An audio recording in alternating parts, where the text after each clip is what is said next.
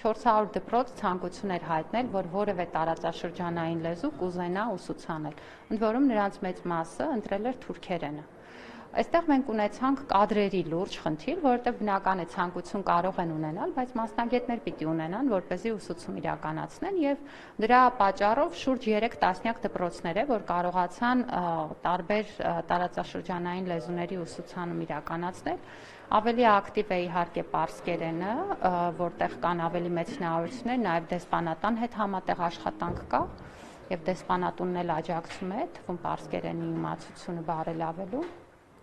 Վրացերենով ունենք 3 դպրոցներ, ադրբեջաներենով ունենք 3 դպրոցներ